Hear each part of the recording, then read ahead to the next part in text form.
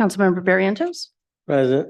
Councilmember Browning, Here. Councilmember Carling, Here. Vice Mayor Kick. Here. Mayor Marchand. Here. Would you please join me in the Pledge of Allegiance? Pledge allegiance to the flag of the United States of America, to the republic for which it stands, one nation, under God, indivisible, with liberty and justice for all. For the city attorney, was there any action taken in closed session? Mr. Mayor, this is your city attorney, Jason Alcala. No, the city council did not take any reportable action in closed session. Okay, thank you. Slight departure from the agenda. I would like to acknowledge the passing of the father of Councilmember Evan Branning. The contributions that his father obviously made to this council, I'd like to recognize and express our appreciation. I'd also ask that we observe a moment of silence in recognition of Councilmember Branning's father's passing.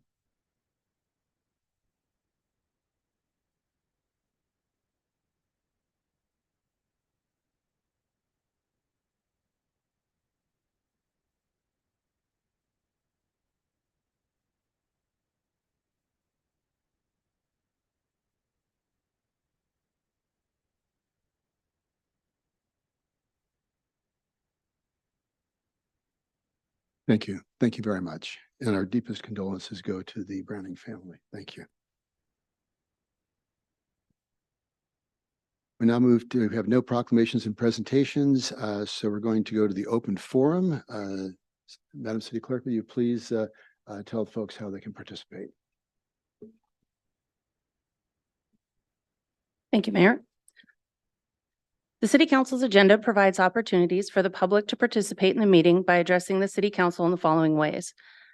For non-agendized items, the public has the opportunity during open forum to address the City Council on any item of interest that is with the City Council's subject matter jurisdiction. For agendized items, the public can address the City Council on each item of business it considers when the mayor opens public comment and should be focused on that particular item. Please note, a speaker is not required to answer any questions from the City Council, and the City Council is not required to answer questions from the public. However, the mayor has the discretion to ask staff to address the speaker's comments when a council member believes it is relevant to a particular business item. When participating in tonight's meeting, one comment may be given per person per item. For consent calendar items, one comment may be given for the entire consent calendar. If consent calendar items are pulled for discussion by the City Council, a speaker will be allowed one comment on the items pulled for discussion and a separate comment for the remaining consent calendar. To provide public comment, please fill out and turn in a speaker card found at the entrance of the City Council chambers. Speakers will be announced in the order received. Once public comment opens, each participant's name will be announced and their 3 minutes will begin once at the lectern. Thank you, Mayor. Okay, thank you. Do we have anyone who wishes to speak at the open forum? Yes, sir. The first speaker is Greg Scott, followed by David McQuiggan, followed by Shirley Lewandowski.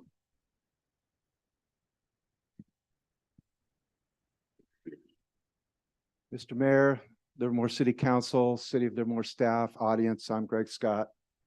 My condolences, Councilman Branning, on your father. I lost my mother on the 25th of October.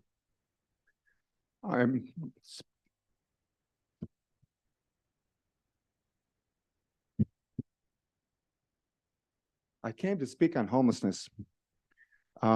If you all want to inform yourself on homelessness, I recommend the book Rough Sleepers about Dr. Jim O'Connell's healing process for the homeless in Boston, Massachusetts. It's a good education. I also would like to counter some of the things said here about homelessness in the last City Council meeting. First of all, the statement that homelessness has gone down in Livermore. It has not. The statement is based on the point in time count. The point in time count is a notorious undercount of homeless. The statement is based on the last year's homeless count versus the previous years, that it's gone down 23%. It's a fallacy because it's confusing the map with the territory. I was homeless for 6 years, 9 months. I never was counted. I never wanted to be counted. What you're saying there is you couldn't find the homeless to count, so they don't exist. That's absurd. Also, in saying that Livermore's homeless count has gone down, you're an outlier. The homeless count is most everywhere in Alameda County has gone up. In fact, the County Board of Supervisors declared an emergency declaration on homelessness. It's going up. It's in Livermore metaphor terms, it's homelessness is super critical. It's increasing and increasing. There's 20 more homeless per day, additional homeless in Los Angeles. It's going up in the whole state. It's going up in the county. It's going everywhere. And it's going up here. The rents haven't magically gone down. The primary factor in homelessness is a socioeconomic factor. That socioeconomic factor has not decreased. It's only got worse. The expenses have only gotten worse. And so it's not possible it's gone down. You're not counting a lot of people. You're not realizing that Livermore is a waypoint in the homeless world. And that means that people, the number of people here are homeless that actually have houses. They can't get to them. They're out in the Central Valley. They're in San Joaquin County. They don't have the time, the money, the gasoline to get to those houses. So they live in their cars here. And why is it so much homeless here? Because we have space here. You can hide here. I was very good at it. That's one reason. Besides the Altamont Pass being a physical and socioeconomic moat to cheaper housing and cheaper life. So please, if you want to know about homelessness, read Tracy Kidder's book, Rough Sleepers. Thank you.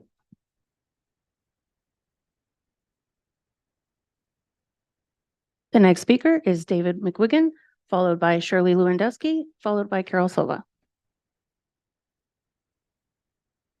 Since you want people to believe again, complaints against the Livermore police are properly handled, let's take a look at how complaints against Officer Black were handled. When a woman comes in and complains that Officer Black had sex with her when she was under the influence, an investigation occurred, a report was written, and a determination was made. Then there was a conversation between Officer Black and most likely then Captain Young, who was responsible for all of patrol. I imagine it went something like this. Come on in, Officer Black. We have conducted the investigation, and since the woman had no cooperation, we declared the complaint unfounded. And so you can go back to patrol. And Officer Black, in the future, would you make sure you get consent before having sex with someone? Now, we can't really know what was said, but it's clear that Officer Black came out of that meeting thinking he did nothing wrong. We know this because soon another woman came in and complained that Officer Black had sex with her and filmed the encounter without her permission. An investigation occurred, a report was written, and a determination was made. And then there was another conversation between Officer Black and then Captain Young. Officer Black, I thought we had a conversation about you getting consent before sex. Well, yes, Captain, but in my defense, you never mentioned anything about filming. Well, you're right, officer. I never said anything about filming.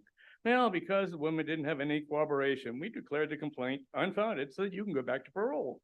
And Officer Black, let's next time get consent for sex and filming. Now, we really don't know what was said, but it's clear that Officer Black came out of that meeting thinking he did nothing wrong. We know this because he was soon arrested for sexually exploiting a teenage girl. Unfortunately for you, Johnny, this scandal exceeded Livermore's geographic boundaries, so Officer Black had to face trial. Of course, this is where you, Johnny, knowing the handling of the complaints was improper, personally came involved and had the prior complaints suppressed in court. It takes a politician like you to boldly lie to the people of Livermore, saying complaints are properly investigated when you personally have participated in the cover-up.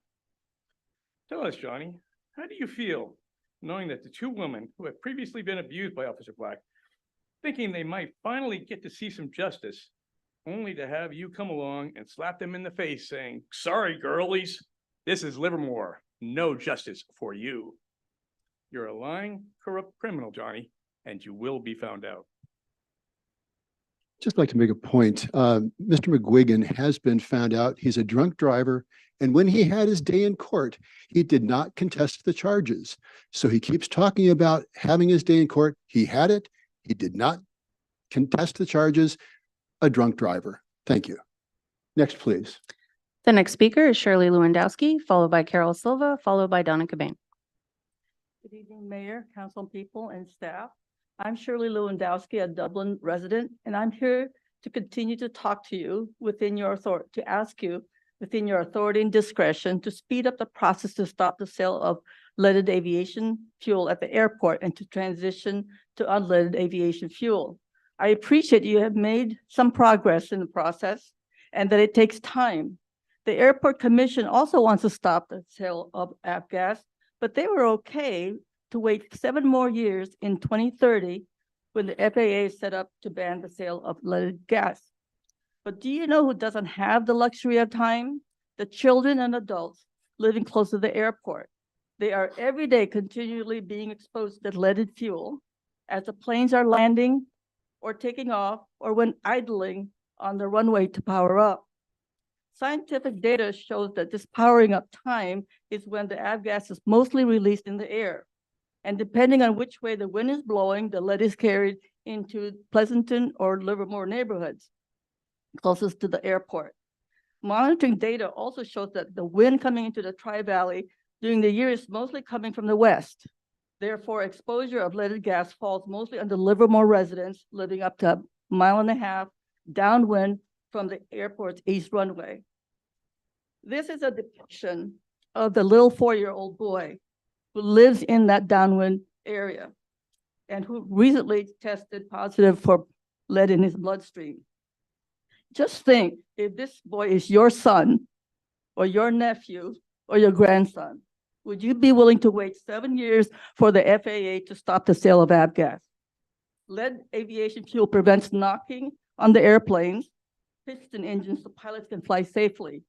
While leaded gas has knocked this 4-year-old, and he is no longer safe because of the physiological and mental challenges he will face due to the toxic effects of lead poisoning his blood. How many more children need to be affected before this council fast tracks the process to mandate and demand Five Rivers Aviation to stop selling avgas? The Airport Commission agreed with Pete Sandow that changing to unleaded gas now doesn't pencil for its business. Seems to me the Airport Commission nor Five Rivers don't understand that children's lives are not to be penciled out. I ask you again to think of this 4-year-old, be it probably your son, your nephew, or your grandson. How much faster will you act to not let any more children be affected? How many more children have already been affected that we don't know? Thank you.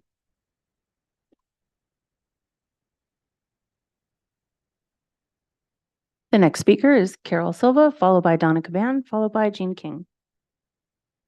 Hi, I'm Carol Silva, and my career has been in procurement with the last 10 years in construction procurement, from small construction projects to projects of 100 million. I'm here to make some points about the transition from leaded AV gas to unleaded AV gas. The FAA wants to have this transition made by the year 2030. Some advantages for both the city and the fixed base operator with making this transition sooner rather than later are the following. An expedited response is good PR for both the city and the FBO by lowering lead emissions from aircraft, thereby making the Tri-Valley community a healthier place to live. Reducing the possibility of litigation by residents impacted by lead in their bodies. Decrease construction cost of installing a tank at the airport. And lastly, fewer residents with lead in their system. Symptoms of lead are babies born prematurely, delay in development, learning difficulties, irritability, loss of appetite, fatigue, weight loss, abdominal pain, hearing loss, constipation, and seizures. Let's look at an expedited timeline of installing another fuel tank at the airport. From December 2023 to January 24, work and finalize the construction plans. And from early to mid-February, go through the preparing the RFP, going out to bid, proposals are due, the bid is approved basically by early April 2024. By mid-April 2024, the general contractor orders the tank, all fittings, electrical, etc. Mid-June, GC has received all materials and is ready to begin construction. Mid-July, work has been completed and the permit has been received. For LVK to transition to unleaded AV gas in 2024, I estimated the following costs. Design construction plans 20K with 4% year increases. Materials, 210K with 9% year increases. Labor insurance permits, 40K with 5% year increases. So the total to do it in 2024, approximately 270K. If one waits until 2030, when it's required by the FAA, it will climb to approximately 430K, which is now approaching $500,000 to install a tank for unleaded AV gas. For many more people, how many more people will be impacted by leaded AV gas emissions from LVK by postponing this FAA requirement until the year 2030? Thank you.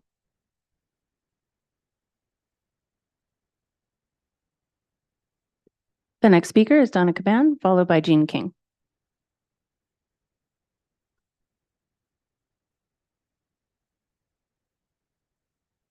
Good evening, City Council members. I'm a Livermore resident and also speaking on behalf of the Sierra Club.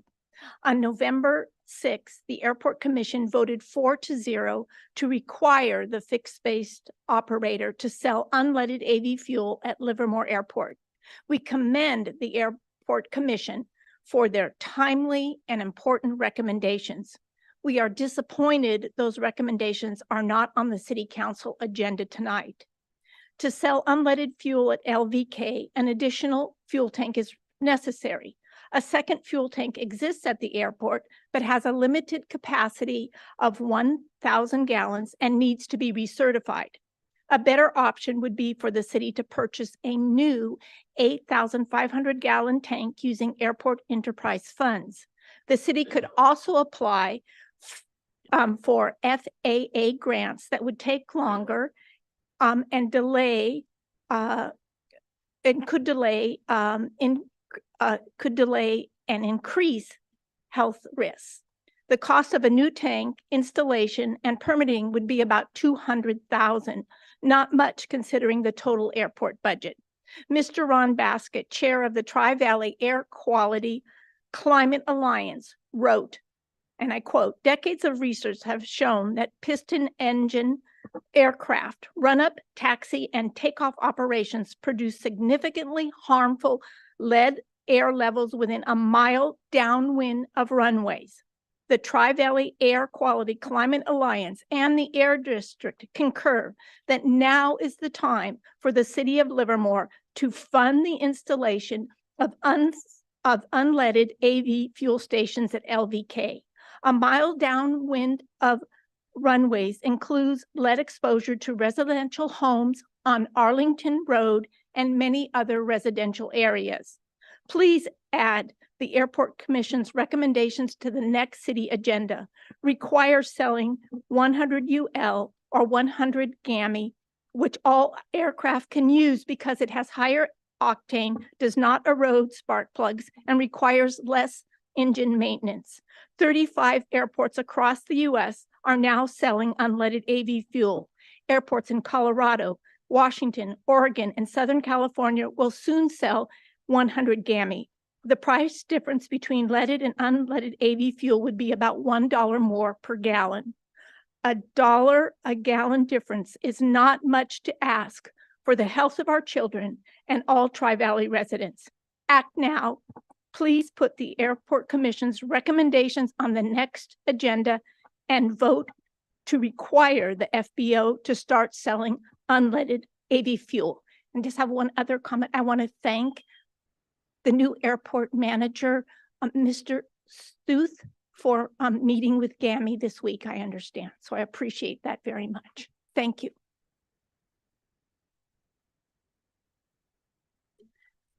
The last speaker is Jean King. Good evening, City Council. I am Jean King. I agree with the statements of the previous speakers, Carol, Donna, and Shirley. I attended the Airport Commission committee meeting, and it was a great joy to see that we all agreed together on the issue that we need to change to unleaded gas at the airport. There was no controversy about whether or not we should do it or we should do it. The thing is, we want to get the council to agree to that also, which I think you probably do. But the idea is that we want to do it as fast as we possibly can. So it's not a simple problem, but it's good to see that we all agree. I asked the council to keep pushing for a solution and to put the item on a future council agenda so that the public is aware of the problem and what the city is doing about it. Thank you very much. And that concludes public comment. Thank you. Yes, as has been pointed out, we want to transition away from leaded fuel.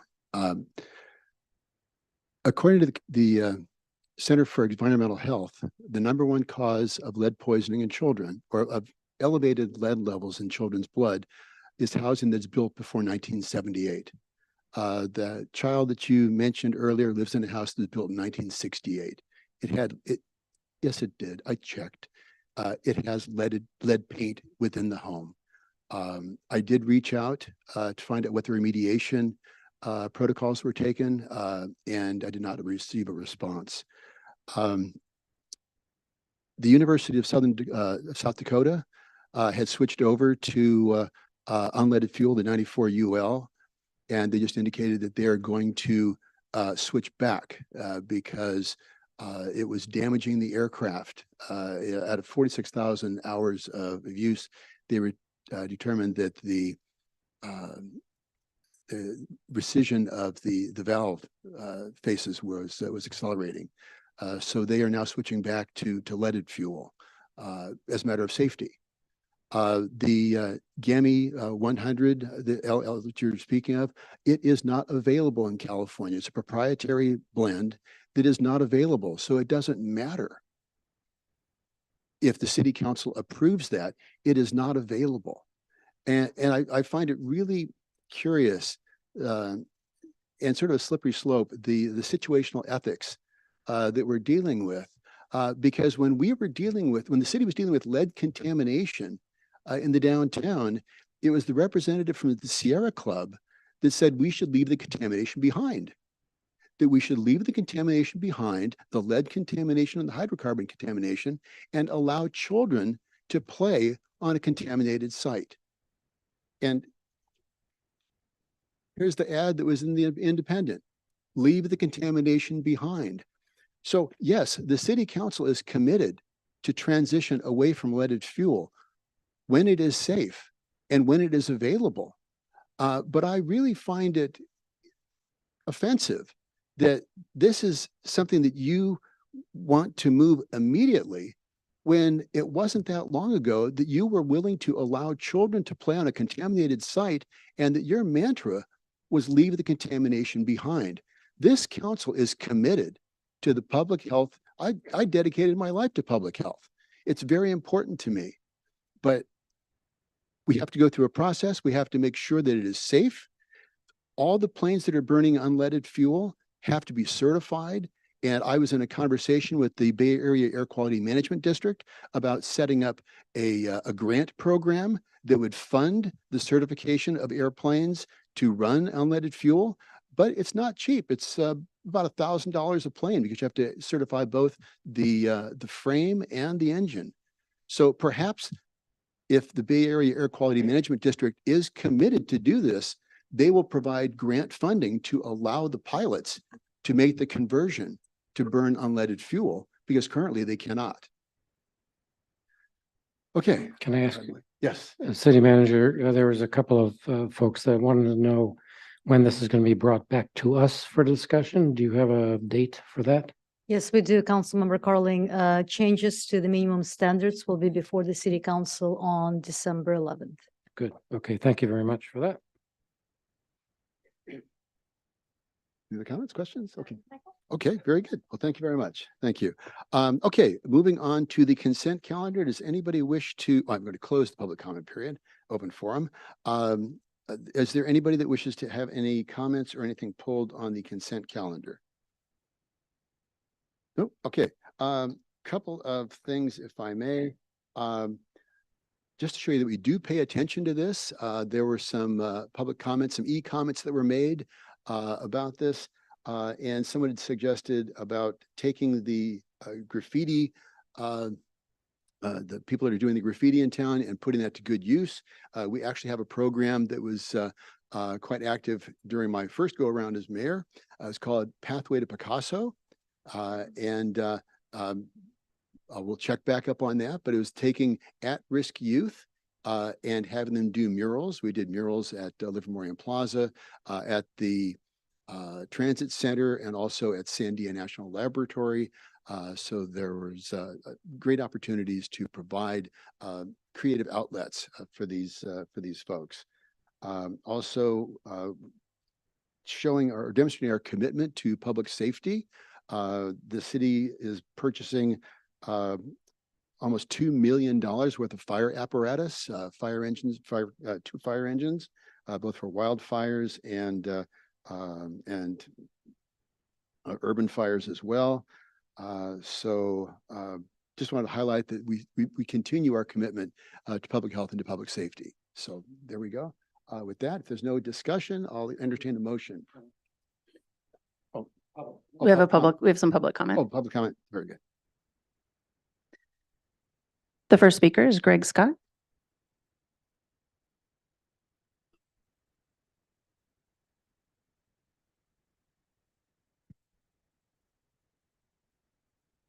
Greg Scott, 5.14.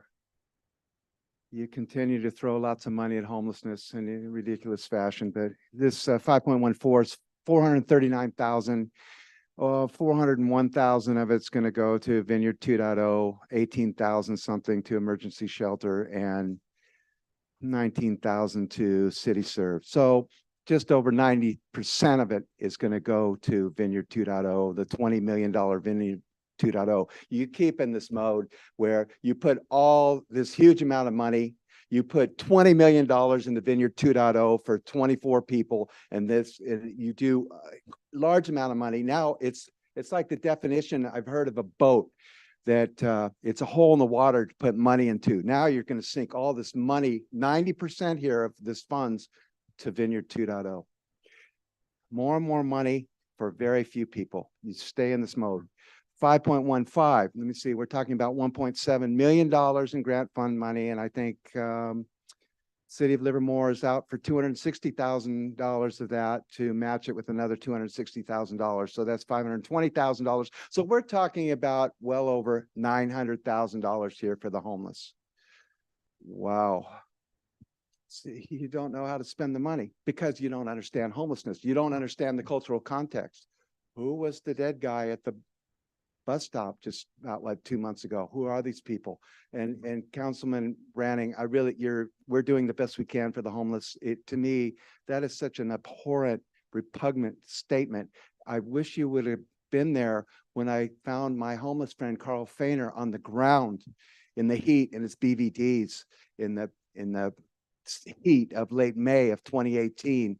And he had previously been covered in diarrhea and vomit, and he lived in his pickup truck and got violently ill. Try being violently ill in a pickup truck with no access to a bathroom. Carl Feiner lived in that pickup truck for 10 years. He worked at Sandia National Laboratories for 16 years. We're doing the best we can for the homeless, but we throw all this money at it. We throw what's going on with the efficiency of it? It's absurdity upon absurdity upon absurdity, Livermore. And we're just not going about this right. And if you think homelessness, or if you think housing is the solution to homelessness, good luck on that. Because if you have 20 more additional homeless per day in Los Angeles, you have 600 more additional per month, 7,200 additional homeless in Los Angeles per year.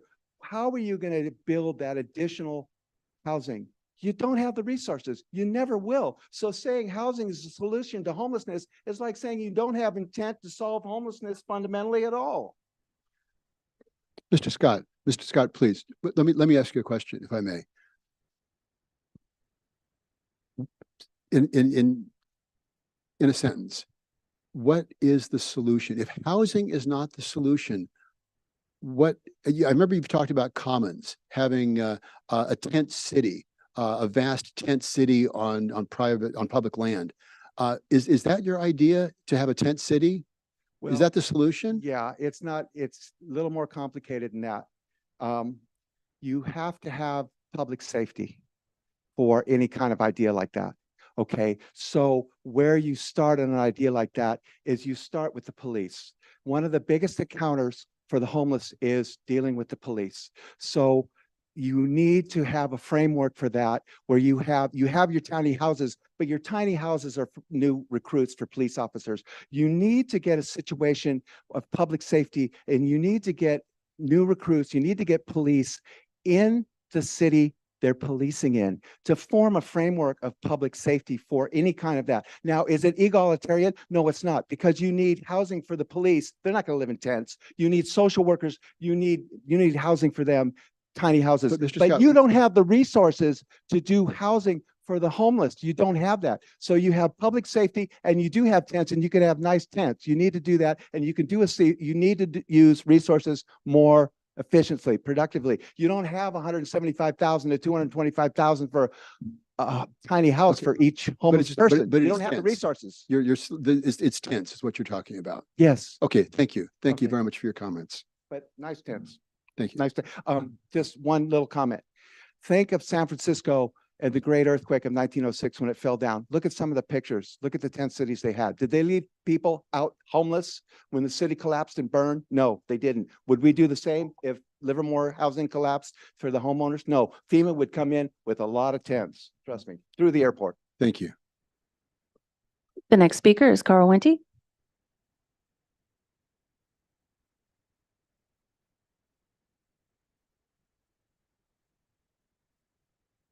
City Council, my name is Carl Wente. I live just outside of town, 5565 Tesla Road. I'm speaking on 5.1 because I had to choose in terms of the which of the consent calendar, but fundamentally it's to just express appreciation for the process of government, the worst form of government, except for every other form we've tried. And thank you all for serving, putting your name in the ring to serve on this. Those who put on a bulletproof vest to go to work, got a badge to protect us, salute you. The staff, what y'all do to keep moving it forward. Not always a job where you get a lot of thanks. And so I want to try and lay some positivity and say thank you across what you do. That said, I'll quote Mother Teresa once again, is that we should judge a society based on how well they take care of the most destitute. And efficiency of dollars put against the homeless problem is a good thing. And solutions ain't easy. I want to thank you all, and also want to thank those that show up, right, for public comment, that show up in this process of government. So everybody that's here speaking, those that are online watching, thank you. Taking part of this government, being there, and of the people, by the people, and for the people, only happens when the people show up. So thank ye 5 for serving. Thank ye with badges for what you do. Thank you staff for just continuing to do a good job in an imperfect system and try and make the world a better place. And again, those that show up, we salute you. Thank y'all. As Woody Allen said, 90% of success is showing up. So thank you. That concludes public comment. Okay, with that, I'm going to close the public comment period on the consent calendar. Any comments on the consent? Do I have a motion? I move approval. Second. Moved by Vice Mayor Kicks, seconded by Councilmember Carling. All in favor of the motion? Aye. Any opposed? Passed unanimously. Thank you very much. We have no public hearings tonight. Moving on to matters for consideration. This is an update on the citywide poll results and preliminary priorities for negotiations with Dublin regarding the open space and scenic corridor. Yes, Honorable Mayor Marchand and members of the City Council, this is your City Manager, Mariana Marasheva. Item 7.1 is going to be presented by Ashley Vera, Senior Planner in the Community Development Department. Thank you. All right, good evening, Mayor Marchand and members of the City Council. Tonight, I will be presenting a summary of the citywide poll related to open space and scenic corridor preservation. In addition, I will be summarizing staff's preliminary priorities related to ongoing conversations with the City of Dublin staff related to this preservation. At the October 9th, 2023 City Council meeting, staff provided an update on our responses to the Municipal Service Review Survey issued by Alameda Local Agency Formation Commission. As part of that survey, staff requested a sphere of influence amendment to preserve the existing open space in the area shown in green. After learning that the City of Dublin made a similar request with the intent to permit development in this area. At that meeting, City Council directed staff to engage a consultant to perform a citywide poll related to open space and scenic corridor preservation between the two cities.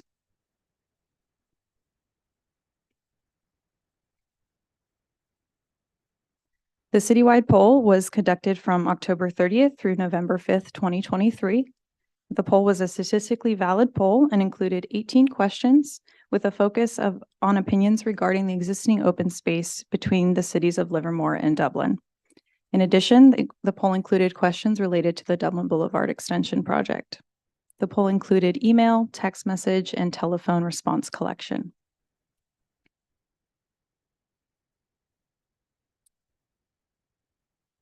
The poll results showed a high level of support for maintaining open space between the two cities, with the majority of residents strongly supporting maintaining this area as open space. In addition, majority of the residents strongly supported or somewhat supported the Dublin Boulevard Extension project. When asked additional questions related to the Dublin Boulevard Extension project, respondents were more likely to support the roadway connection if the surrounding land remained as open space. In addition, respondents were much less likely to support the Dublin Boulevard Extension project if commercial and industrial development were constructed. Finally, there was limited support for commercial and industrial development when landscape screening was applied to the site. As you may recall, the City of Dublin's general plan calls for studying the potential development of a portion of this open space area between the two cities. The general plan states that the Dublin City Council may put a measure on the ballot to authorize development in this area. Staff is continuing conversations with City of Dublin staff with the goal of developing an agreement regarding the open space between the two cities no later than summer 2024. To guide negotiations, Livermore staff will utilize priorities related to continued collaboration on the Dublin Boulevard Extension project, preserving an adequate open space buffer between the two cities, Livermore reviewing and providing input on any open space development contemplated by Dublin, and providing opportunities for public access to Dublin Canyon open space. In closing, staff recommends the City Council receive an update on the citywide poll results and preliminary priorities for negotiations with Dublin regarding open space and scenic corridor preservation in Doolin Canyon. This concludes staff's presentation, and we are available for questions. Thank you very much. Let's open up for public comment first. We'll bring it back to the council. Yes, Mayor. The first speaker will be Carol Silva, followed by Donna Cobain, followed by Jean King.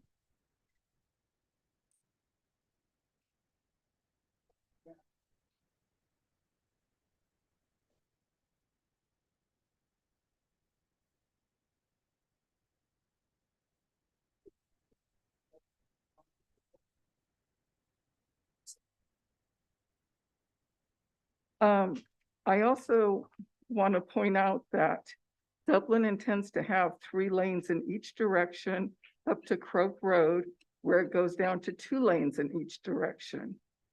Dublin wants it this wide. And they say that they need industrial and commercial to pay for the remainder cost of the road. However, if they didn't have so many lanes, they wouldn't have to put industrial and commercial on the road. I was concerned about preserving an adequate open space buffer between the two cities and the negotiations with the City of Dublin. I don't, if there's a City Council person who is part of the negotiations with the City of Dublin, I would think that Mr. Marchand and Mr. Carling would know how to strategize and think about who they're dealing with, who's representing the city of Dublin, and know how to strategize and be good negotiators. Also, Evan Branning, he's very articulate, and I think he would also be a good negotiator. So I really hope that there's a lot of thought put into these negotiations with the city of Dublin, because all they seem to want to do is expand, expand, expand, cut down hills, put homes on top of it. And it seems like they're already planning commercial and industrial development. Thank you.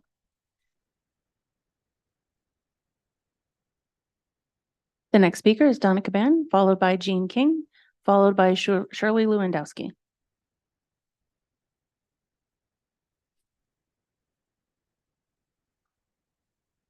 Good evening, City Council members.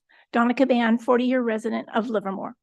First of all, thank you to Mr. Spence and Planning for supporting the buffer between Dublin and Livermore and the county and city UGBs that would be broken if Dublin proceeds with a large 6-lane boulevard extension and commercial and industrial development. He and others brought this issue to the attention of the council in October. And many thanks to you, the council, for spending the time and considerable expense to conduct a poll to see if residents were still in favor of open space. The results of the poll are clear. The survey shows, and I'm quoting, that a very high level of support for maintaining open space was important to the residents between the two cities, with a majority of residents strongly supporting and maintaining this area as open space. In addition, the majority of respondents would support or somewhat support the Dublin Boulevard extension if the surrounding land is maintained as open space. The results confirm residents want to protect the UGB in North Livermore. For decades, Livermore residents have supported Measure D and the city and county UGBs and have rejected every attempt by developers to annex and or develop this area north of 580. The preliminary priorities presented for negotiations, however, need to be strengthened to reflect the voice of residents. For example, in priority number 1, it says preserving an adequate open space buffer between the two cities. But what does adequate open space buffer mean, and how is that measured? And priority 2, include Livermore reviewing and providing input on any open space development contemplated by Dublin. Does that include Livermore extending its sphere of influence to keep this area protected in perpetuity? The residents have spoken and given the city clear direction on how to proceed. In any future negotiations with Dublin, please remember the voice of the residents. Protect the county and city UGBs and the open space buffer. And again, thanks for your efforts to pursue this matter and to protect what is important and has been important to the residents of Livermore for decades. Thank you. The next speaker is Jean King, followed by Shirley Lewandowski, followed by Carl Wente. Good evening. Again, I want to say that I support everything that Carol and Donna has said, so I won't repeat that. But I did want to just emphasize one thing. An 18-question survey on one issue is quite a few questions. Is there any possibility that those questions can be made public? Because sometimes questions can, slant answers a different way or a certain way. It would be interesting if the public knew what the exact questions were. The other thing is that I think that is very important. The traffic is really terrible. I'm glad I don't commute any place. But when the question came to, would you like to have, more lanes to get the traffic off the freeway? They said yes. But then when they said, well, but that would mean having more commercial and industrial growth along there. And then the support for the road went down. So I think it's very obvious that the citizens do not want the industrial growth. They do want to keep the open space. And again, as Donna said, what is adequate? Well, I think we would all kind of agree that we have less than adequate the way it is now. You realize that some of that open space is between Dublin and Livermore. That's already planned by Dublin. It's already zoned. It's going to go forward, and there's nothing that we can do about it. There's really a very small bit of space that's there that we're talking about now, that we're trying to save to make open space to be a division between Dublin and Livermore. And we've always worried about Dublin marching through to Livermore. We need to stop it where it is now. I don't know how it's going to work. I do congratulate the staff and the council because you're on this and you want to do something good about it. And I think, again, we all agree that that's what we want to do. And so thank you for working on it.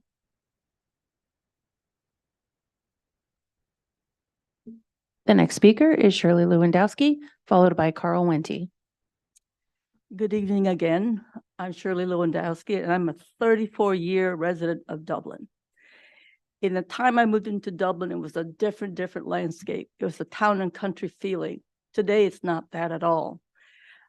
I know personally that I feel that Dublin has never met a housing developer or commercial developer it didn't like.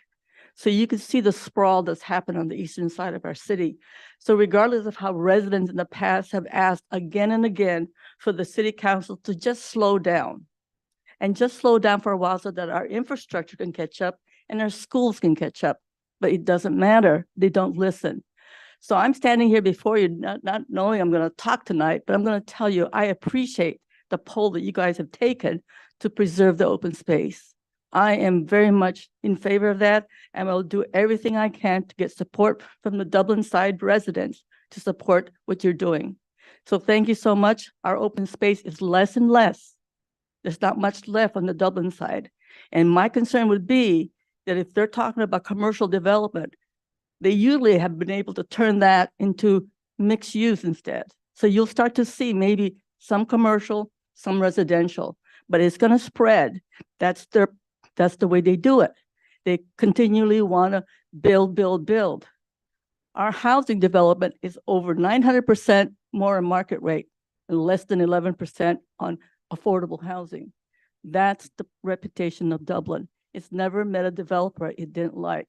So please continue to work with them, negotiate with them to save the open space. We need that. Mother Nature is there for a reason. So please, thank you so much for negotiating to save open space. The last speaker is Carl Wente.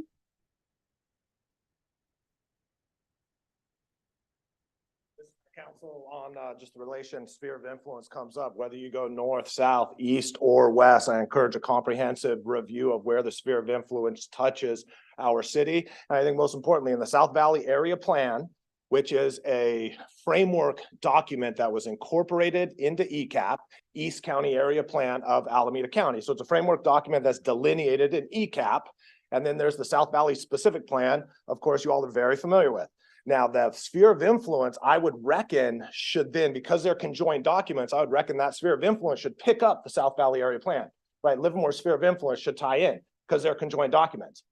I might be so audacious as to say you have a constitutional obligation to do so. And so I've been getting on a soapbox for whenever I can to say, take a comprehensive look, please, at the sphere of influence all the way around this place. It should be concurrent with the general plan update as it's moving forward.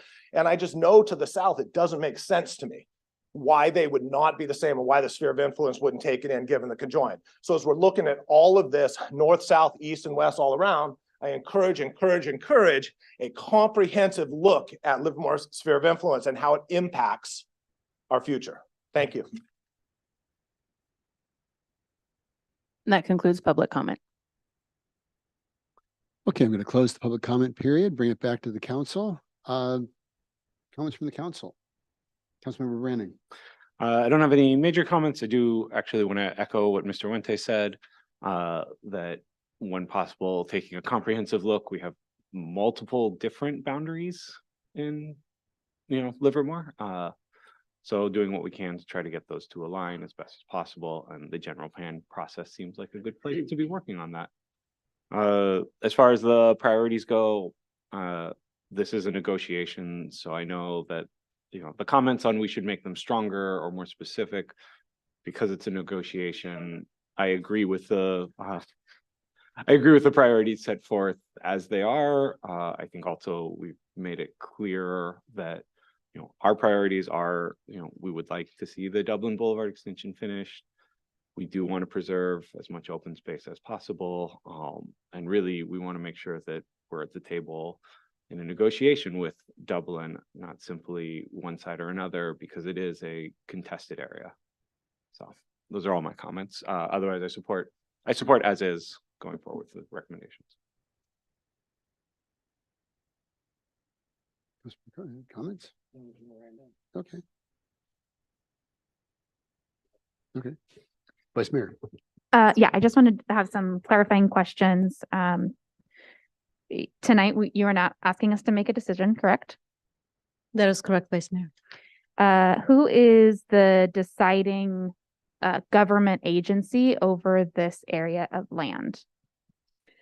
Vice Mayor, that would be LAFCO. So both cities have the ability to go to LAFCO individually or jointly. And the idea here is for both cities to appear before LAFCO jointly. And LAFCO stands for, as you know, Local Area Formation Commission. And who sits on that commission? There are 7 or 8 members representing different cities and entities. Currently City of Dublin, City of Pleasanton, City of Livermore, County of Alameda are represented along with several other representatives. If I'm correct, John is our representative. Currently, Mayor Marchand is on that. So we do have someone literally sitting at the table. Hold on a minute. Wait, no, I am an alternate. As an Sorry, you were. So the two mayor positions, that's Pleasanton Mayor Carla Brown and Melissa Hernandez, the mayor of Dublin. And the public member is Bob Carling. Bob Warner. Bob Warner. We had too many Bobs here for a while. Bob Warner and the Splendid Smendorio. Okay. And then we special district member, which is Ralph Johnson. Okay. There was just suggestion that we have a council member join in, but it's not as if we can just throw anybody in there. There's a process. There's a committee that's already formed. You're an alternate. It's appointed. LMD County Mayor's Conference. Right. Okay. So we're not making a decision on what happens to this land. Our goal is to come to a good place with Dublin. So rather than coming with two opposing proposals, that we make a compromise and go to LAFCO with one agreed on proposal. So I think that's just something to point out is we're not, our goal here is to come together as two cities with one plan.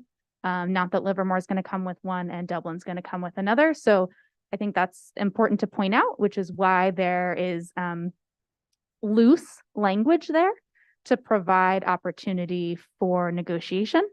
And so I think we've made it clear what our residents have asked for, as has Dublin. And I have every confidence that you will do your best at the negotiating table.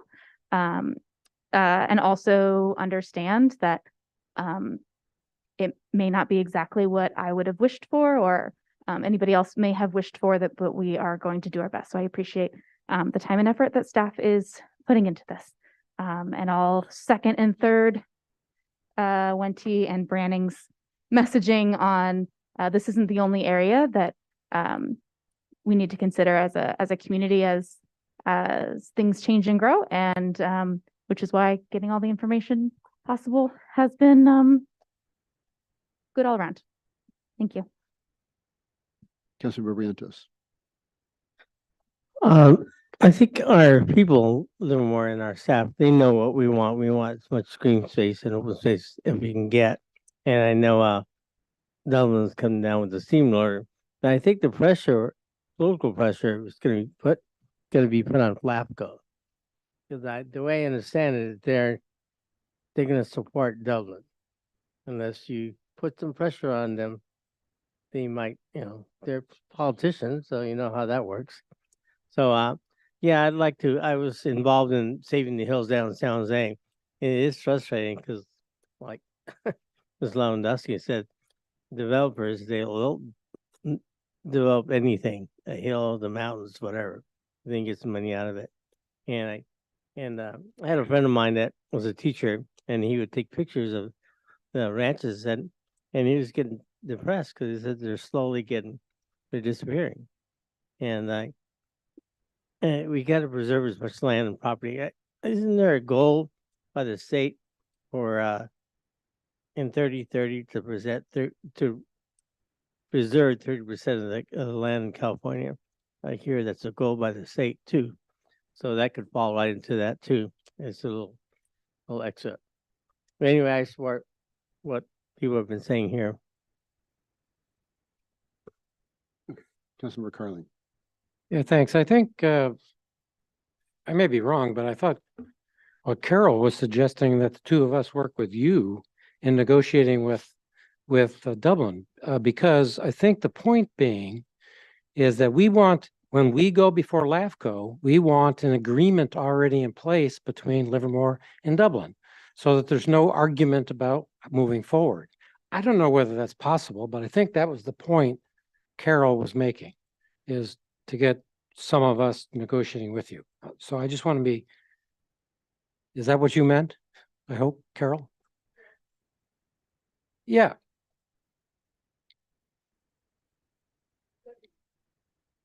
Right. Right, before going to LAFCO. Okay. See, Jean also had a question about the questions. I don't know if are we interested in doing that? Is that possible? Making them public? I mean, I'm not sure I have neither here nor there on that one. I don't know. Councilmember Carling, we certainly could provide questions to the public and to the city council.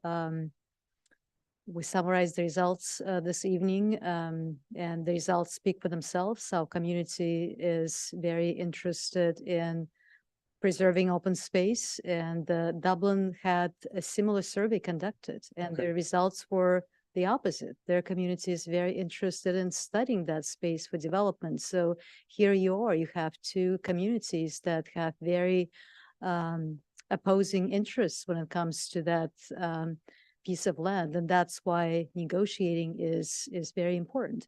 I also wanted to remind the community, and I think we mentioned this at the last council meeting, we were before LAFCO in 2011, and about the same issue. Livermore initiated that process. We wanted to annex that area, and LAFCO said, go work it out. Two cities, you need to go and work it out. And so here we are, 12 years later, trying to work this out. And again, the goal is to reach a compromise that would work for both cities, take that to LAFCO hand in hand, and hopefully get their approval. One other question I have is, I guess I must have missed this in some other previous readings, but how the size of this road that they're talking about, is it really 3 lanes and then down to 2? Because I was a little surprised that they're talking about $161 million for the road. That number I remember. And I could not figure out why it was going to cost $161 million, but I guess it's because of the size of the road and all the utilities that have to go in. Yes, it's 3 lanes along a section and then changed to 2, as was mentioned previously. It includes bike lanes and sidewalks and landscaping, so, and utility extension beneath the roadway as well. Although typically the cities and development would pay for any utilities that are needed. Oh, okay. Well, okay. Thanks very much. Okay, and I was going to bring out the fact that, yeah, we were here in 2000. I was here in 2011. We were talking about that. And one of the interesting things is there's been a lot of comment about the development that's gone on in Dublin.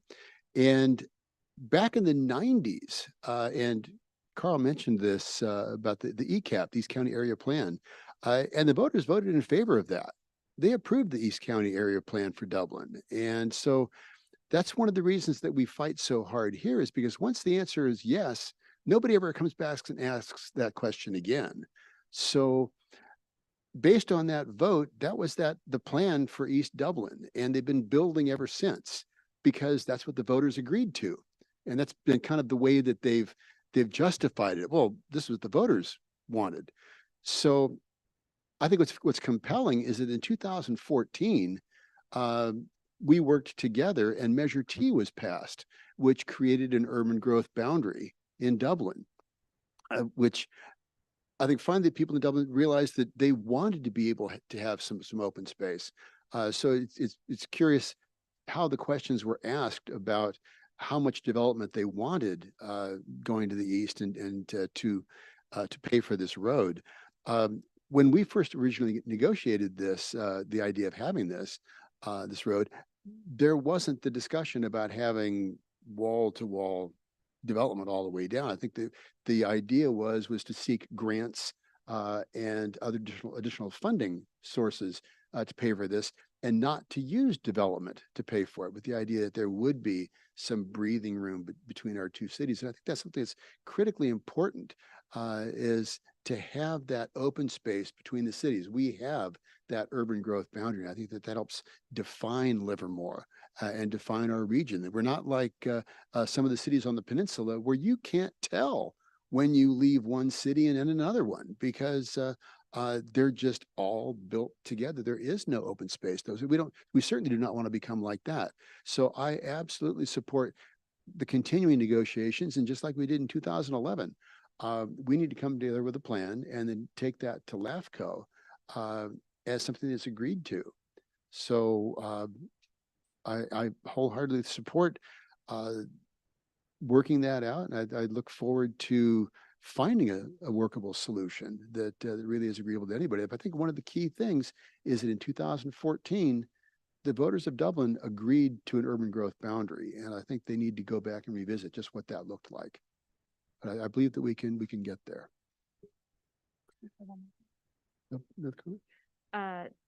Just one more thing about the road and the purpose of the road. I think there's been discussion about freeing up traffic on the freeway, and sure, that might happen. But the more important piece is there is no multimodal connection between the two cities on the north side of the freeway. So to fit with our larger transit plans and our larger climate action plans, that's an important piece, to have a bike connection between two cities. And so again, consistency of our plans. We have one rule in one book, it should be the same in the other book. So having that multimodal connection is, I think, the most important piece for me, not necessarily how many lanes it is, just making sure that we provide access to jobs and to housing for people that may not have cars. So something to maintain in the negotiations is the importance of that transit. Also, we know that sometimes when you include transit in a plan, there's more grant money. So just want to make sure that doesn't get lost in the shuffle. And in 2 words, Valley Link, the multimodal. Unless you're talking about multimodal, we need to bring in Valley Link as well. And that removes traffic from 580. So, okay. Any other further comments? This is pretty much a discussion and direction. Do you have sufficient direction to go forth and do great things? Yes, Mr. Okay. Mayor, we have sufficient input from the city council. Okay, Thank you. very good. Thank you so much. Okay, moving on to 8. That is there was no motion on that. Just okay, very good. Okay, so going back to committee reports, matters initiated. Started on that side. I'll start on this side. Councilmember Barrientos. I forgot to add that to go to that the dinner in what was it called? Oh, the civic appreciation. Yeah, I didn't add that to my little report. But we saw you there, and everybody appreciates that. Thank you. Councilmember Branning. I have nothing packet today and no matters initiated. Thanks. Councilmember Carling. Just a couple of other things. I participated in the Bikes and Brews bike ride, which is a funding for purchasing bicycles for kids that can't afford them. And I also went the same day, this is on the 4th, also that evening at the Bankhead was Harmony and Healing, which has been here before, another fundraiser, bringing music to again, children who are facing life-threatening medical conditions. And Bohemian Queen was there, and if you're a Queen fan, it was a wild night. So again, another terrific couple of fundraisers here in this community, looking out for those that are less fortunate than many of us. So thank you. Vice Mayor Kick? Nothing to report officially.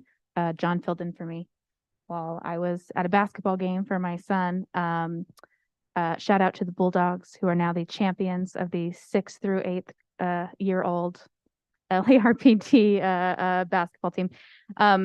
I did participate in, I am so ashamed to say, that my first time attending a show at the Bankhead that was not on a field trip with my children was this weekend, because we finally got a babysitter and it was lovely. It was so nice to actually be a guest, just there enjoying.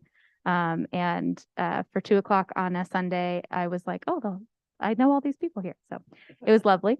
In addition,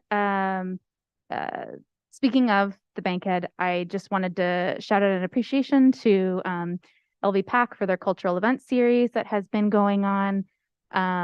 Although it's not, an official city event, I think those cultural arts programs that LV PAC is bringing provide so much value to meet our goals of diversity and inclusion in a way that the city doesn't have the staff capacity to support. So I just wanted to give them a formal recognition. They've had a significant number of events already this year in their calendar year. Their calendar year starts in July. I've attended quite a few, and it seems like every year they just keep getting better. I hope that we continue to work closely with them. We had our city staff out there supporting with a booth and getting information from to residents about our general plan. So thank you, staff, for going out to those things. It means a lot to see our official city out at these community events. So that's all I had. Thank you. Okay, very good. Thank you. With that, yes, we've been busy, extraordinarily busy. Again, I was at the Diwali Festival in front of the Bankhead, and kudos to the staff. We had a trunk or treat on the 25th of October for Halloween, and there were a tremendous amount of staff that turned out for that. I think we had probably 35 different booths set up, all staffed by Livermore staff. We had our first responders out there, the police and the fire. We had the Lawrence Livermore SWAT team was out there. We had activities where the kids were crawling through tunnels and shooting at targets. And then there was a truck turned into a pirate ship. We had a fire engine populated with ghosts and ghouls and hot dogs for the kids. It was a great event. It really was. And that really is community building at its finest. There were probably between 4,000 and 5,000 children at this event. It was just a sea of kids. And it was really exciting to see the joy. I mean, they're playing games. The staff were staffing. So it was just a great event. And congratulations to everybody that participated in that. The trunk or treat event, they used to go through the police department, and then COVID put an end to that. But and everybody was having fun. And that was what was so great, was to see the public and the kids and the staff just having fun and celebrating Halloween. So thank you to everyone that participated in that. It was a great event. I was also at the Veterans Day event. That was recognized the veterans that have served our community and our nation, both current and in the past. The Daughters of the American Revolution were there, handing out certificates, as was I, recognizing veterans that had received the Quilts of Valor. And by the way, to show the generational component that we have here, it was the Josefa Higuera chapter of the Daughters of the American Revolution. Josefa Higuera was Robert Livermore's wife. So we have this generational history of supporting our armed forces here in the city. Also, I was at the Bankhead. We saw Napoleon Dynamite. And John Heater and Efren Ramirez and John Grease were there. Just a lot of fun. Vote for Pedro. But it was just, again, these wonderful things that we have going on. There's a lot of stuff going on in the city. I've got the rest of the stuff in my report. And finally, in closing, City of Livermore lost a longtime friend. Hugh Walker passed away, and Hugh Walker was preceded me on the Zone 7 Water Board. His family were generational ranchers here. He was a judge and just had a wicked sense of humor for the folks that knew Judge Walker. But I wanted to adjourn the meeting in memory and honor of Judge Walker. And with that, we will see you at the next council meeting. Thank you very much. Meeting adjourned.